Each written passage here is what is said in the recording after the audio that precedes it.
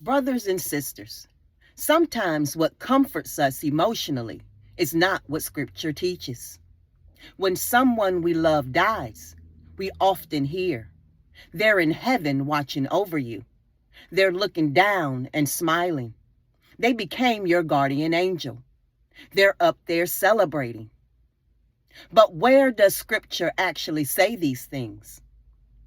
We have to be careful that grief does not cause us to turn comforting traditions into biblical truth. Ecclesiastes 9:5 says, "The dead know not anything." Verse 10 continues by saying there is no work, knowledge, or wisdom in the grave. Psalm 146:4 says, "His breath goeth forth, he returneth to his earth. In that very day his thoughts perish." And listen to Acts 2:29 and 34. Peter spoke about David, a man after his own heart, and said David was dead and buried, and then plainly stated, "For David is not ascended into the heavens." If Scripture could say that about David, why have we been taught to automatically say every person who dies has already gone to heaven? Yahushua himself spoke of death as sleep.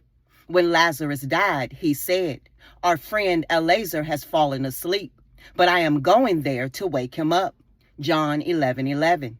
Then, because the disciples misunderstood him, John 11:14 says plainly, "Eliezer has died." So what is the hope Scripture gives us? Not that our dead loved ones become angels watching everything we do. Our hope is resurrection. 1 Thessalonians 4:16 says, "The dead in Messiah shall rise first." Notice the language. The dead shall rise. 1 Corinthians 15:52 tells us that at the last trumpet, the dead shall be raised incorruptible.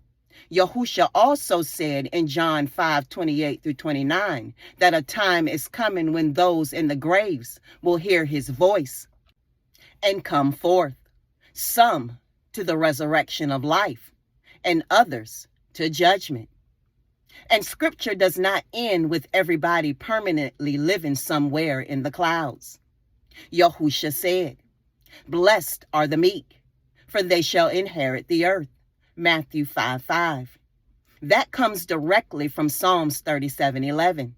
But the meek shall inherit the earth. Then Revelation shows the final picture. "And I saw a renewed heaven and a renewed earth." Revelation 21:1.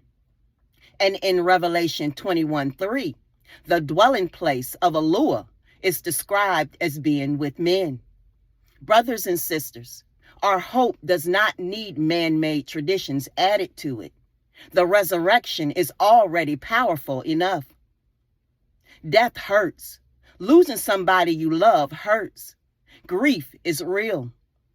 But something making us feel better does not automatically make it true. We cannot build doctrine around what comforts our emotions. We build doctrine around what is written.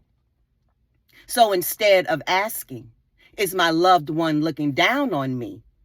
ask, "What has Yahuwah actually said about the dead, the resurrection, judgment, Yahushua's return, and the world to come?"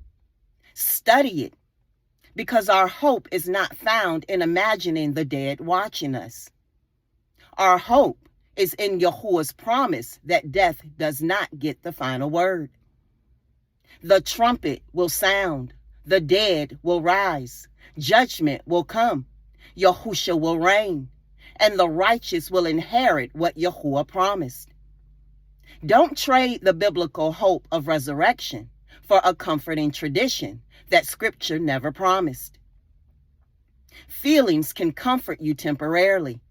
Truth can anchor you eternally.